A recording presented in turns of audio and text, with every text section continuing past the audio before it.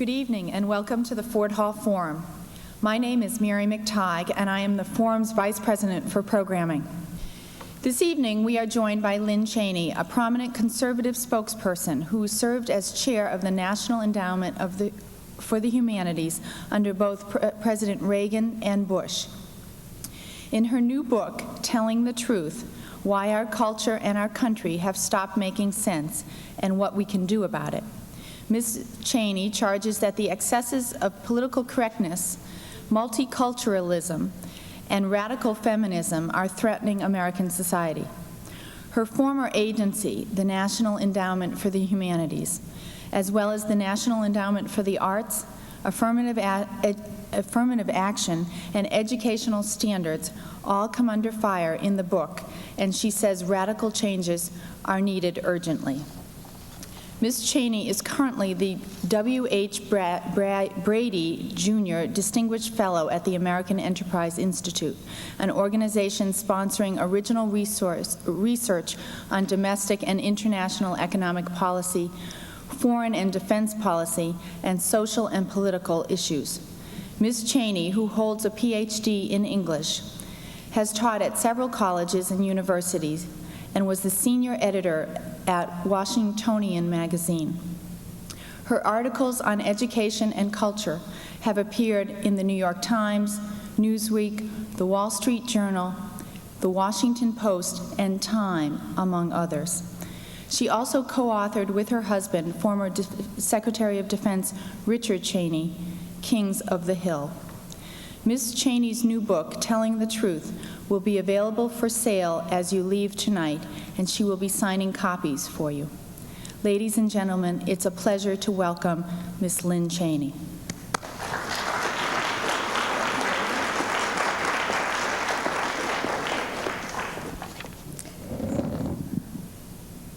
Thank you very much for that nice introduction, and I would like to express my appreciation to the members of the audience who are hardy enough to come hear a lecture on a subject like truth on a Sunday evening.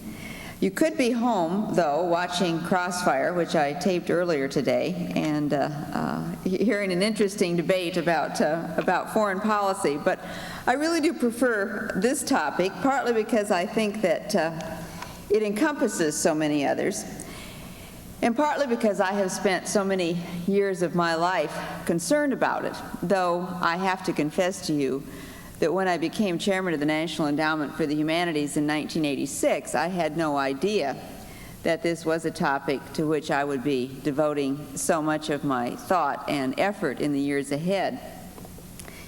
Indeed, when I became chairman of the National Endowment for the Humanities in 1986, I was quite thrilled at the prospect, and my testimony before the Senate could not have been more positive.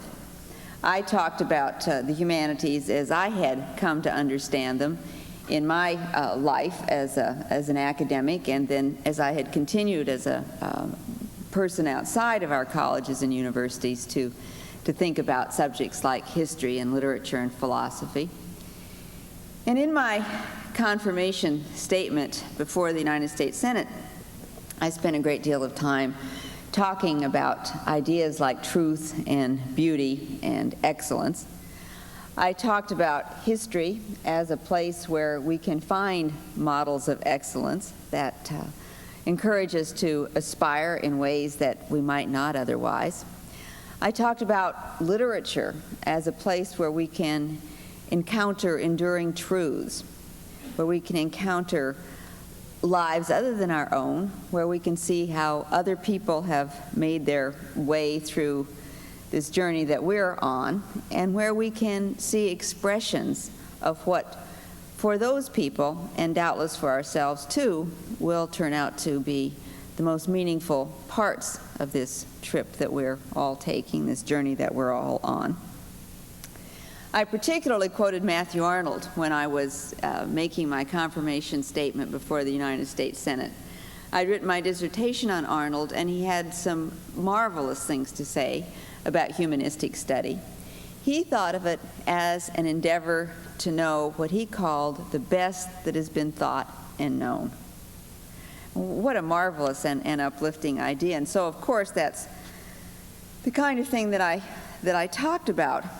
But I hadn't been at the endowment for very long before I came to understand that the humanities as I remembered them from my own days in graduate school, and the humanities as they were now after I'd been away from the academy for more than a decade, could hardly have been more different. There was a great divergence between my notion of humanistic study, in the old Arnoldian phrase, as an effort to know the best that has been thought and known in the world, and where the humanities were in fact going on the modern American campus. One of the things I quickly discovered is that the idea of truth has fallen into disdain in the humanities, not throughout our institutions of higher learning, but the coming generation, the generation of academics now coming into power, thinks of the idea of truth as a fantasy, as a delusion, as a tool used by the power structure to keep the rest of us down. The notion is that truth does not exist. The notion is that there's no reality outside ourselves against which to measure the things that we think are true, to see if indeed they are true. And so we can think anything we want. We can make up any construct we want. And in fact, all of those things that we think are true are constructs that the dominant culture has imposed upon us. They are not a reflection of reality, because there's no reality outside ourselves. There are only these things that we build, these constructs that we make. Well, this was a notion that had enormous consequences for the endowment, because it meant that the the traditional idea that scholars were about the pursuit of truth, that their goal was to seek the truth, though, of course, being limited and fallible as we are, no one ever supposed that any one person had hold of it completely and totally. But the goal was to seek the truth. The goal was the pursuit of truth. When that is no longer the goal, when that is no longer the end being sought, then what happens is applications to the endowment that intend to make a case in one way or another, that make a political statement in one way or another, not guiltily, not with any sort of notion that this is not the thing to do, but proudly saying that, well, everything is biased, everything that is claimed is skewed in some way or another, and we're just being honest about our particular biases. The same kind of excuse is frequently offered for politicized teaching in the classroom. Everyone is politicized, so the thinking goes. Everyone has a bias, and the professor who's using his or her classroom as a podium to proselytize from is merely being open and honest. Well, this causes, I say, a great deal of difficulty for the endowment in terms of which projects to fund. It causes a great deal of trouble in our colleges and universities as people worry about what has come in a shorthand way to be known as political correctness. And I do spend time in my book talking about these subjects. I do spend time talking about our college and university campuses, because I do think that we have some notion in our society that things are real when the media talks about them, and that when the media is not talking about them, they have gone away. There is certainly a degree to which television has encouraged the notion that there's no reality except the construct that's currently there on our television screens. But in any case, the focus on political correctness, which was very intense on the part of the media in the early 1990s, has now pretty much gone away. And so I think that many people believe that with the media not paying attention to it any longer, that the problem has gone away. And I think there's also some notion that if all of those things that were said to be happening in the early 90s had been exposed to the light of day, and they were such outrageous incidents, they were so harmful to the basic notion of free speech, which we all treasure, that having exposed them, they've probably gone away. And I do spend some time in my book pointing out that no, in fact, the phenomenon is still alive and well, and indeed continues on our college campuses. Let me just tell you one story that I found distressing when I came across it, and one of the stories that I talk about in my book about how this phenomenon continues. It's about a professor at the University of Michigan. His name is Professor Goldberg, and he teaches statistics. He has been teaching a course that is required for all graduate students in statistics. And in 1993, he was charged by anonymous students at the university with race and gender baiting, inflammatory racial rhetoric, and harassing, these are quotes, entire groups of people based on their particular racial or ethnic identities, gender, or sexual orientation. Now, the Bill of Particulars, which was distributed anonymously, was composed of handouts from Professor Goldberg's class. And one of them was a handout concerning the 59-cent statistic. Many of you may be familiar with this. It's often the case that women's rights advocates will wear a button that says 59 cents on it. The point being, or so the claim is made, that that represents how much a woman earns for every dollar that a man earns. Well, Professor Goldberg's sexism consisted in a handout in which he pointed out that you could use variables to reach different conclusions. That if you factored in education, for example, marital status, for example, you might reach different conclusions about how much a woman earned in comparison to a man. The range could be anywhere from 53 cents to 93 cents. And for these handouts, he was charged with being insensitive to the women in his class. He was also castigated for having given an examination that produced a range of grades in his class. Some of the students thought it was really hard. And he asked why he did it, why he gave such a hard test. He said, well, he wanted to find out the variations of ability in his class. That was seen as more evidence of his racist and sexist attitudes, the idea that he would give a test hard enough to surface variance in ability and knowledge in his class. Goldberg was a difficult teacher. Now, maybe you had a professor like this or a teacher at some time in your life, a person with a kind of in-your-face method, someone who gets right down and harasses you a little bit if you aren't prepared, or if you say something off the cuff rather than something that is well thought out and that you can support by the evidence. As he saw it, this is a good way of encouraging students to achieve more than they would otherwise. But according to a letter written to the student newspaper, this method, when applied to all students, no matter their race or gender, amounts to racial and sexual harassment of minorities and women who, operating from a position of powerlessness, and this is a quote now, easily interpret challenges and demands as an academic form of social exclusion. Now, this is what Professor Goldberg was charged with. His department chairman quickly yielded to student demands and said that Professor Goldberg would no longer teach the required sociology course. The point being that students who felt they were being racially and sexually harassed should be able to not have to deal with him, so he wouldn't be teaching that course anymore. Fortunately for him, there is a very committed free speech contingent at his university, and they protested this as a kind of intellectual cleansing. The solution was not to say that these charges were unjust. It was better, though, than the original intention of the administration. The solution was to have there be two classes now, two Sociology 510 classes, so that anyone who wants to avoid Professor Goldberg can.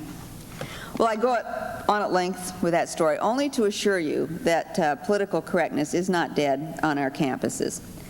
The point of my book, though, is not to focus on that, but to undertake what I think is a more important mission, And that's to show how this kind of thinking, this idea that there is no truth. Professor Goldberg is not allowed to explore these subjects. There is no truth, there are only constructs, and that we want to encourage some constructs and discourage others according to their social and political usefulness.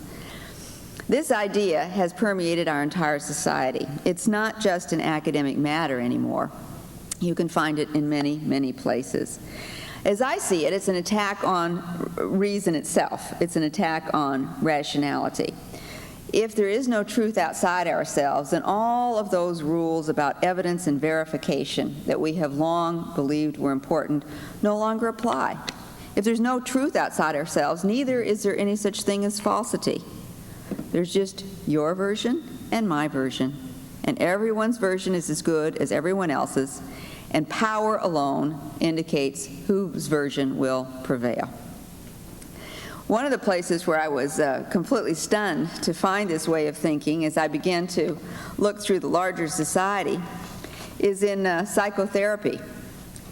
It is indeed the kind of thinking that is at the basis of the whole recovered memory movement. And I know you've read articles about this. You've come across examples of it yourselves in the newspapers and magazines.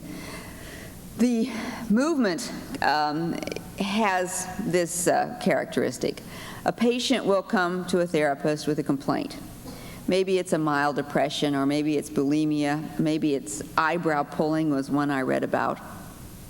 And within a few sessions, will be encouraged to probe deeply, and even if you have no memory of it, probe very deeply and see if you aren't a victim of sexual abuse. And the patient will probe very deeply and think about it, sometimes under hypnosis, sometimes even with drug therapy, maybe have a hazy notion, having heard about other such incidents, that maybe something happened. Have no evidence of it, though, and the memory doesn't feel quite right. Nevertheless, the psychotherapist will advise something like this. Avoid being tentative about your repressed memories. And this is a quote from a popular book. Do not just tell them, express them as truth. If months or years down the road you find you're mistaken about the details, you can always apologize and set the record straight. Well, what a completely dangerous idea. Another therapist, whom I quote in the book, makes clear that the point is here to develop a construct that's useful for the patient. And don't worry about whether it has any standing in objective reality or not. Let me read you this quote. These are the most stunning, these quotes from people who are playing with others' lives, causing enormous damage, and not concerned about whether these things are true in objective reality, only concerned with the construct and whether it helps the patient. This is a therapist who's talking about accepting a client's truth. We have to accept it, whether it existed in objective reality or not. How is that truth playing out in a client's life? It's the dynamic past, not the content past, that is important. This is the most pernicious way of thinking. One of the best-selling books on this topic, one that is read by many, usually women, who are involved in the recovered memory movement, offers this advice. Assume your feelings are valid. If you think you were abused and your life shows the symptoms, then you were. And the symptoms, of course, can be anything from bulimia to depression to eyebrow pulling. So this isn't just an academic matter. It is affecting people in the most deeply personal relationships, affecting people in their personal lives.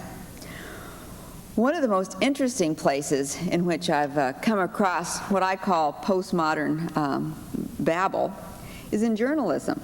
This is postmodernism, this notion that there is no truth outside ourselves, that there's no reality outside ourselves. There are only the constructs that we invent. This notion that truth is something that you invent rather than something you discover is a typically postmodern approach to the world. And journalists have become caught up in it. Right after the 1992 elections, the ombudsman for the Washington Post, she's since retired, but she was then the ombudsman, wrote a whole essay on the subject of objectivity. You see, objectivity is impossible if there's no reality outside ourselves.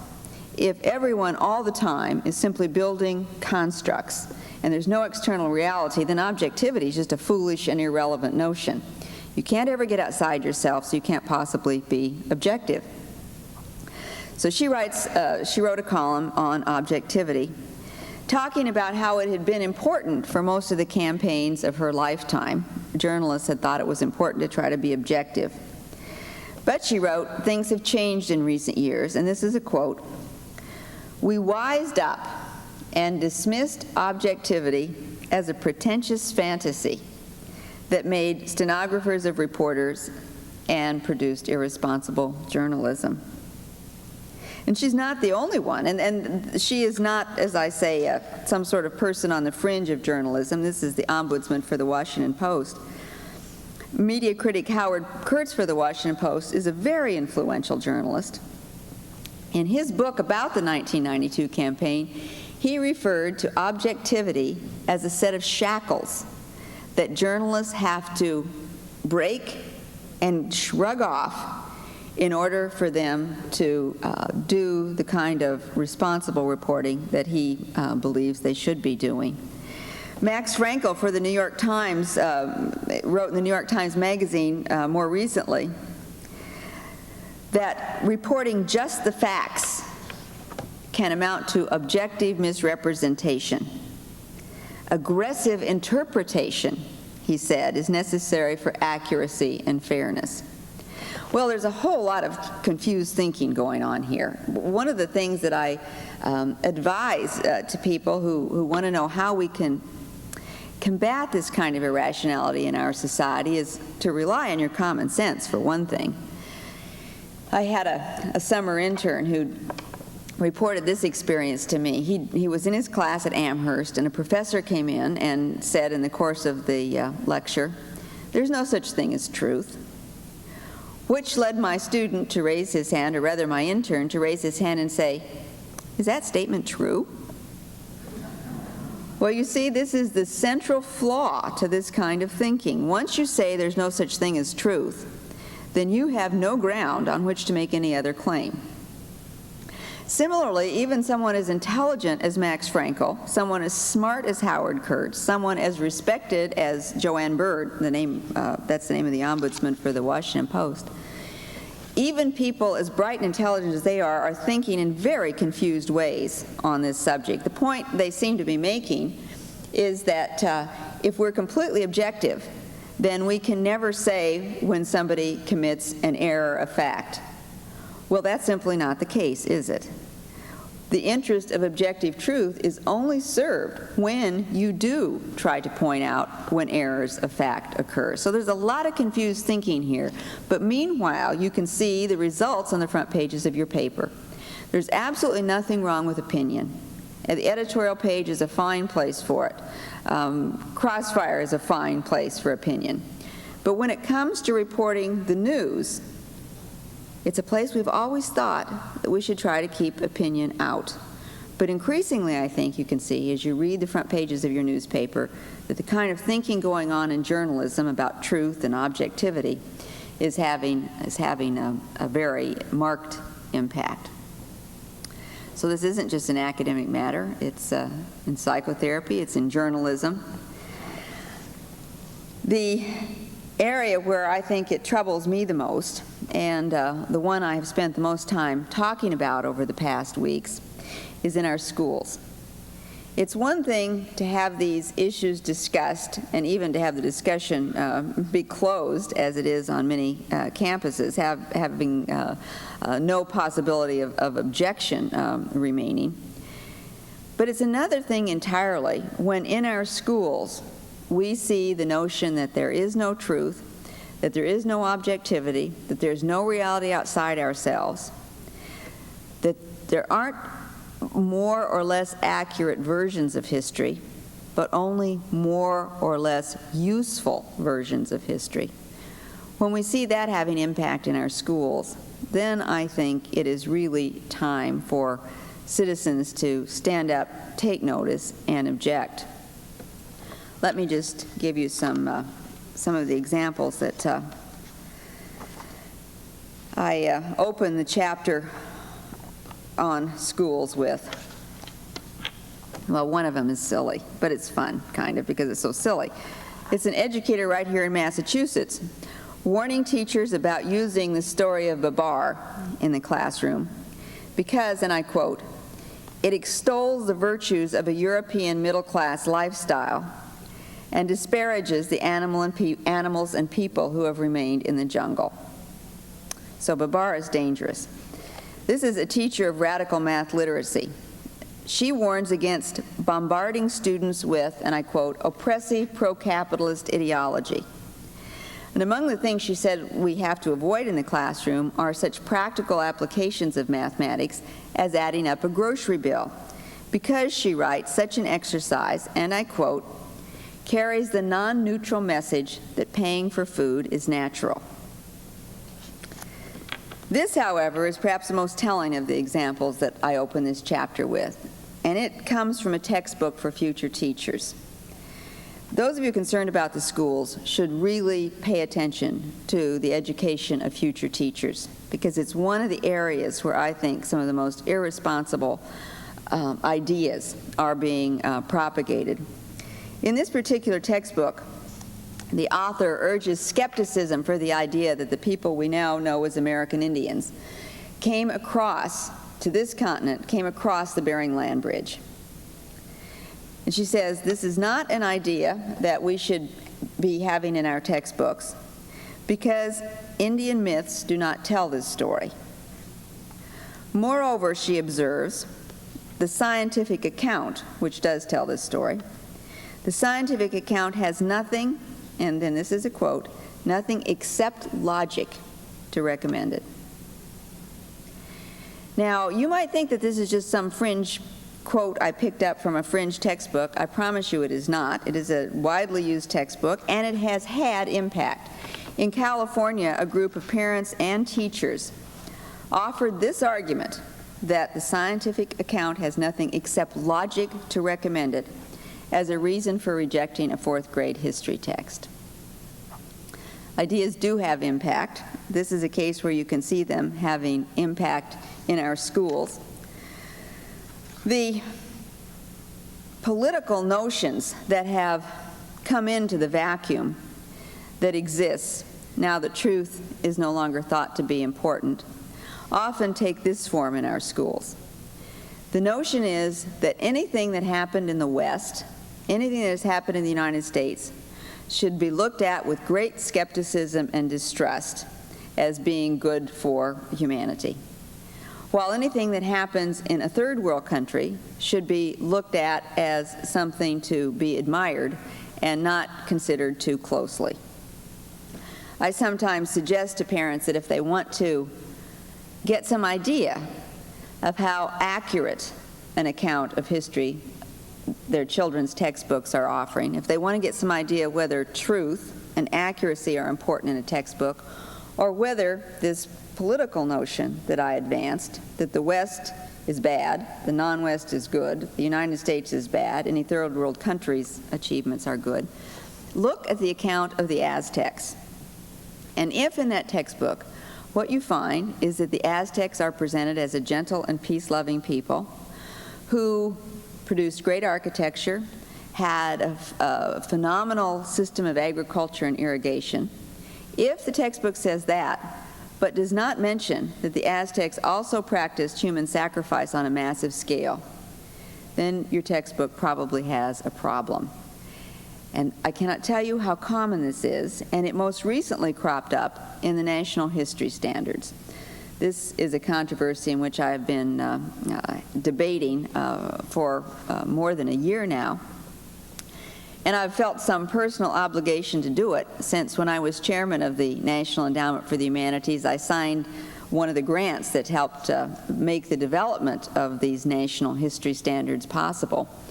To backtrack for just a minute, at the end of the Bush administration, there was a big educational conference convened in Charlottesville, and heading it for the governors was then Governor Clinton. The upshot of that conference in Charlottesville was that it would be a very good idea if we had standards in our schools. This seems so commonsensical. Other industrialized nations do it. We haven't, and one of the results has been that parents often don't know what to expect. They don't know what their children should know in 5th grade, what they should be able to do with that knowledge in 8th grade. And absent that kind of expectations, our expectations, in fact, tend to go down, and we're less and less demanding of our children. This was the idea. The grant that was presented to the endowment was very sensible. It promised to present an accurate version and a balanced version of American history and world history. There was even a publication that was promised to be a precursor of what standards might be, and it had the people that we overlooked in the past that we shouldn't have. It had women in it. It had African Americans and Asian Americans and Latinos. In the world history section, it paid attention to parts of the world we didn't pay attention to in the past, that we should pay attention to. So it did that good thing. And it did another good thing, which was it retained the traditional heroes, and it cited our great accomplishments. It paid a lot of attention to George Washington, for example, and it talked about our accomplishments in science and technology. Well, somehow, between the time the grant was signed and 2 years later, 2 years after I had left the endowment, and the standards came out, there was a great sea change.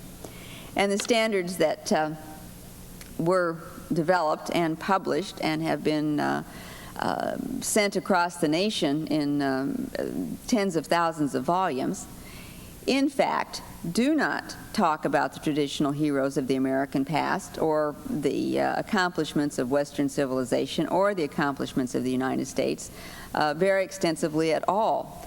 I wrote about this in the Wall Street Journal about a year ago. I pointed out that George Washington is only a passing figure in these volumes. I pointed out that the Gettysburg Address is mentioned only once. And by comparison, the Seneca Falls Declaration, an important feminist document, is mentioned 8 times. That Harriet Tubman, who is a heroine that we should all know about, is mentioned 6 times, and that's fine in any sort of absolute sense. But 2 of her white male contemporaries, Robert E. Lee and Ulysses S. Grant, are mentioned 0 and 1 time. The Ku Klux Klan is mentioned, I can't remember the figure, 17 or 20 times. Joe McCarthy is mentioned 17 or 20 times. Paul Revere is never mentioned. James Madison is never mentioned as the father of the Constitution. So what we seem to have here is a history that is not concerned with accuracy, a history that is not driven by the search for truth, but a history that instead has a political dimension to it, a dimension that wants to emphasize how troubled, how despairing a state we are in order that students will want to become caught up in some kind of transformation of our society. So here's where it enters. This is one way in which this kind of thinking enters the schools. Another way in which it does is when gender politics comes in and displaces truth, or comes into the vacuum that's been left because the search for truth has been abandoned. One of the notions that is widely pervade in our schools and in writing about our schools is the notion that girls are victims. In our schools, girls are victims. The statistics don't bear this out. The results of what our schools produce do not bear this out. Girls, in fact, do better in our schools than boys do. Girls graduate at higher rates, they get better grades, they are not held back as much, they aren't in special education classes as much, and I think that the absolute most compelling statistics are ones that come out of a study that is done every year by the University of California at Los Angeles of the aspirations of college freshmen. 15, 20 years ago, young males, freshman males, the products of our elementary and secondary education system, were far more ambitious than were young females. Now the statistic has turned around. Girls are by 2 or 3% more, stating their intention of going on to be doctors and lawyers and PhDs more than young men are. There's been an absolute transformation in terms of what our schools are doing to encourage young women to strive. But the notion is abroad in the land, nevertheless, that girls are victims in our schools. You begin to see the purpose of this kind of thinking when you see other ideas that are becoming influential in our schools. The notion is that because girls are victims, something is very basically wrong, and we have to change something very basic in our schools. Well, one notion, one that is advanced by a woman named Peggy McIntosh, who has a Center for Women's Studies at Wellesley College, is that schools are male-oriented, that they emphasize things like excellence, they emphasize things like hierarchies, they emphasize things like moving up ladders, and that these things are male-oriented. They make girls feel very uncomfortable. So what we have to do is get rid of hierarchies in our schools, get rid of what she calls lateral thinking, and encourage vertical thinking instead. This is all very closely related to this idea that there's no truth, no reality outside ourselves, because essentially what she's arguing is that there are no standards. Standards depend on our believing that there are things outside ourselves by which we can measure ourselves. There's no reality out there. There are no standards out there. Every standard is just a phonied-up attempt on the part of some group or other to gain dominance and power over another group. And that is essentially what Peggy McIntosh, who's a very influential thinker on these things, lectures at schools around the country. That is what she's saying about our schools, that the standards of excellence we've long had in place are simply phonied-up male constructs aimed at oppressing girls. And so she recommends that we do away with things like debate clubs because they're too confrontational and they result in winners and losers, and that's bad. And it's not just Peggy McIntosh. This idea is permeating the system. No spelling bees. One mother wrote into Ann Landers not long ago in some despair, "My school says no spelling bees." And of course, this is also caught up with the whole notion of the self-esteem movement. No spelling bees. It will make some students feel bad because they will not win the spelling bees. The most egregious example of this kind of thinking I came across just recently. It's not even in my book. I had a mother from Virginia Beach, Virginia, call me, and she was just outraged because her son had come home with a paper from school. He was young, maybe 6 years old or 7. And all the words in it were misspelled. And she sat down with him, in a very kind way and said, "Now, David, cook only has one K at the end, and at the beginning there's a C." And he said, No, you don't understand. The teacher says it doesn't matter." So she called up the school, and she found out that the philosophy in that particular classroom is something called approximate spelling. The idea is that you're not supposed to encourage kids to spell right because it will inhibit them, and maybe they won't want to write as much, and you'll make them feel bad about themselves. And the end of this, the permutations that this idea goes through are just bizarre. In fact, if your child is spelling every word right, that is probably a mark against him or her, because it means that he or she is spending too much time thinking about spelling. So the freer form spellers in the class actually have an advantage. I thought, well, maybe this is some kind of particular craziness in Virginia Beach, Virginia. But no, I've since read about it in Phoenix, Arizona. And it also occurred to me, the history standards are not the only disaster that came out of the standards movement. The government also funded English, language arts standards. They were such a disaster that after $1 million had been poured in, and the Department of Education under the Clinton administration took one look at them, they said, "No more money. This is just horrible and awful." And I remember that one of the examples in those standards that was most irritating and most likely to throw parents into a tizzy was a little vignette about a girl who was writing an essay before the class, and the question is, should the teacher tell her when the words were spelled wrong? And in this particular instance, the conclusion was no, because it would damage her self-esteem. So this comes into the schools in this way too. And one of the most tragic ways I have seen this come into the schools is in Afrocentric education. There's a remarkable documentary done by Fred Barnes and Mort Kondracki that never aired on PBS, but maybe you could get a copy of it if you tried hard. I tried hard and got it. They went into a school in Baltimore where Afrocentric education dominates, and what they found, I think, we can only describe as a tragedy. Little kids learning how to count and how to do the alphabet in Egyptian hieroglyphics. Now, of course, this is just confused thinking. You can't do the alphabet in Egyptian hieroglyphics. One little child was saying, with the encouragement of his instructor, there's no C in Egyptian. This makes no sense. This bears no relationship to what we really know about Egyptian hieroglyphics. There's no, you get those little things when you go to Egypt. You buy those cartouches, and you get your name written on them in Egyptian hieroglyphics, but of course it's not really your name. I mean, this is just a thing that is used to get tourists to buy something that's nice looking, but it has nothing to do with your name.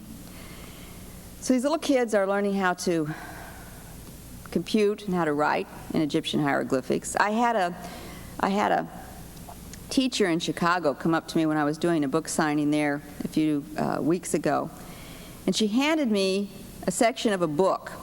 She said she'd gone into substitute in this classroom, and she was so appalled at the textbook that the teacher was using to teach kids math that she'd made copies of these pages and she wanted me to see them. These kids were not only being asked to write out long numbers, 12,436 in Egyptian hieroglyphics, they were being asked to add and subtract in Mayan mathematics. Now, these little kids need to know how to read and write and compute using the number system that the society is using, that the world is using. They do not need to be learning Egyptian hieroglyphics and Mayan mathematics. Nor do they need to be learning versions of the past that essentially increase what is a deep and dramatic problem in our society, which is racial division. And yet that is what happens when you teach little kids what they're learning in Prince George's County, Maryland, very near to Washington, D.C.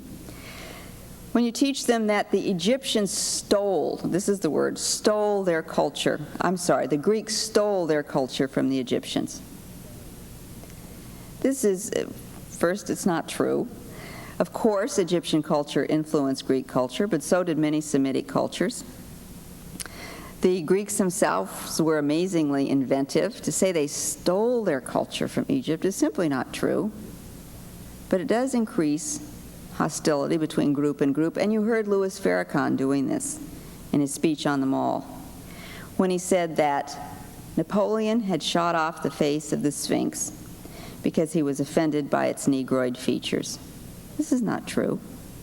The very best scholarship on this topic tells us that the face of the Sphinx was gone long before Napoleon got there. It was probably done by Vandals in the Mamluk dynasty, 15th or 16th century.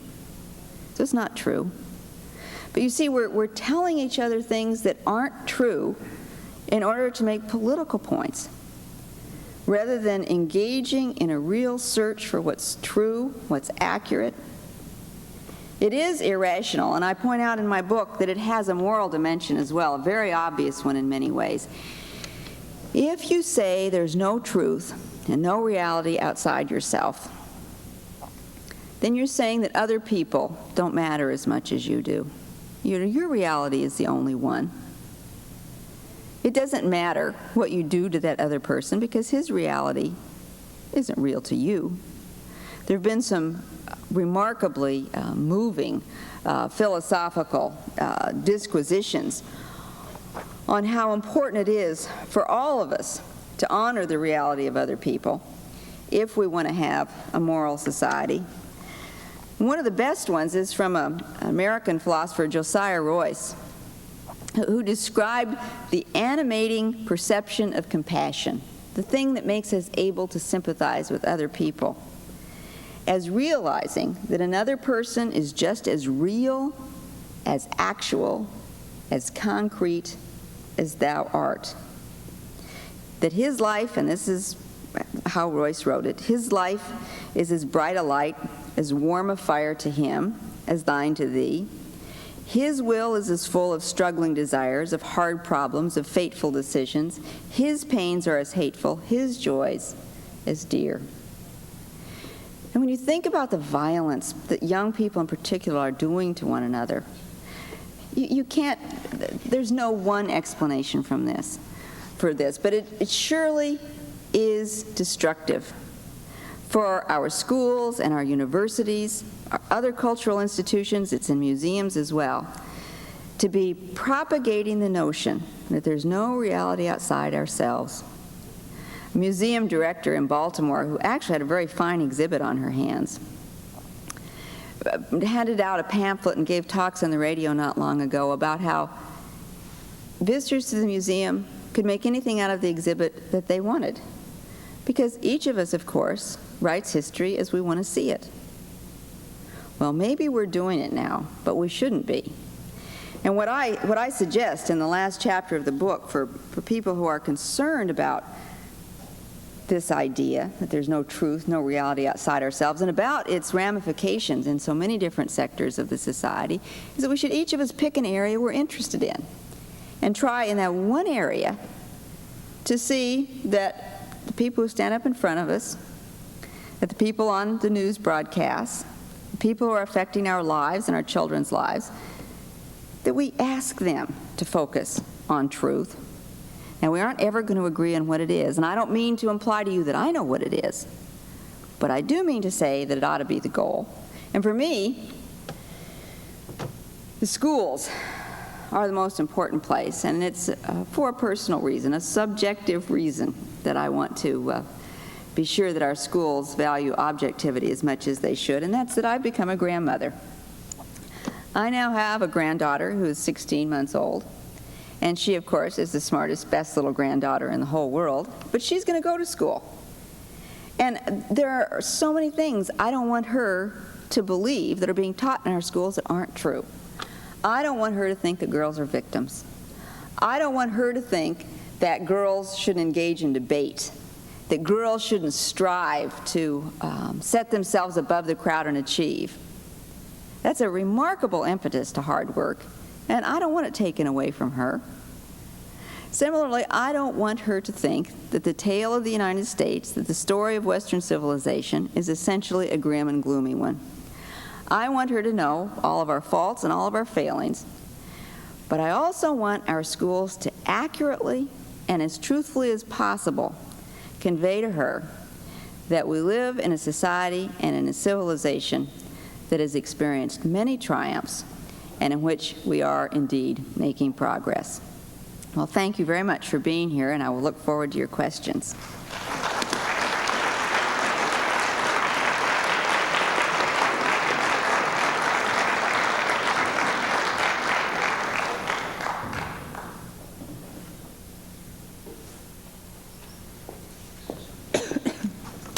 Well, now is the time when Ms. Cheney will take your questions, and it's obvious that we have some folks who already know the drill. If you have a question, please come up to one of the microphones at either the front of either aisle. We are recording this program for later broadcast, so please speak clearly and do not touch the microphones.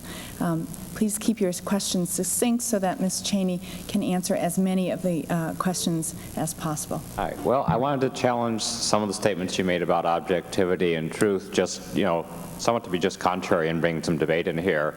I've written occasionally for alternative newspapers that very proudly proclaim themselves to be biased, and they say we're biased because they're biased too. And the point I'm making is that one could say that instead of having, one neutral, bland textbook or curriculum or newscast that says, we're trying to be objective, and that's something I think that even if you try to approach it, you don't quite get to, that is maybe where you really get truth and objectivity is out of the war of contending viewpoints one after another. That it's better to read National Review and The Nation and 2 or 3 other very polemical publications than to read Time magazine if you really want to get where the truth is, but the truth is really comes from hearing 4 or 5 viewpoints and synthesizing them in your own mind. And I wanted to know. You may be predicting the future. That may be where we are going to end up with magazines and newspapers that are the equivalent of The Nation and the National Review. It's also the past to some extent when there were 7 or 8 newspapers in every city. Well, that's a good point, that in these days where you often have a monopoly on certain parts of the media, it's more difficult to have this marketplace of ideas. There's a very influential media critic, a man named Jonathan Katz. He now is the media critic for Wired magazine, but he wrote an essay that everybody quotes a few years ago. He wrote it in Rolling Stone, called The Old News and the New News. And he distinguished between what you call that boring kind of objective stuff. I wouldn't put Time in that category personally, but that... All right, U.S. News. Whatever. That boring kind of objective stuff, and what he called new news, which he described as a flawed, sometimes dangerous, but highly entertaining form of presentation. And as he described it, the old news is pooped, confused, and tired. And the new news is the wave of the future. So you just may be predicting our future. Thank you. Yes, sir. 2 questions, if I may. The first one is, what are the kind of factors that you see that are contributing to the widespreadness of this radical relativistic thinking that you have been describing? I see our colleges and universities as the wellspring. It is not a surprise that as this idea becomes so powerful on campuses, that you begin to see it in those segments of the culture where well-educated elites often go, in journalism, for example. It's not a surprise that you see it there. I've got a whole chapter on the law. It's not a surprise that you see it there. It's not a surprise that you see it in museums. And once it is, how should I say, sanctified, given permission by so many areas of our culture, it's not a surprise that you see it spreading out where people perhaps haven't thought about these issues, but who suddenly see or haven't had a chance to sit in classrooms where these issues are expounded upon, that people begin to, throughout the culture, begin to think, well, there's just your truth and there's just my truth, and that's how it is. Well, I mean, do you see any sort of innate appeal to any aspects of it? For instance, could it be a logical but perverse extension of our commitment to egalitarianism, for instance? Well, that's a really good point. I hadn't thought of that. Sure. I mean, the whole self-esteem movement, which says basically, teach a history that makes people feel good rather than a history that is accurate, has that point to it, that, it helps everybody feel equal if we don't perhaps tell the whole truth and nothing but the truth. Another aspect to it is it's easy. It just doesn't require you to think so hard. Well, there's just your truth and my truth, and of course, life is complicated and it's short, and we're never going to resolve all these issues, but some of them we should resolve. We shouldn't just say, well, there's your truth and there's my truth. Second question, to the extent that this kind of thinking might become predominant, do you see any danger that it would lead to the kind of cynical exercise of raw power that its proponents really abhor? And I have in mind the former Soviet Union, where I understand that truth was really that which best served the state. I begin each of the chapters in my book with a quotation from George Orwell.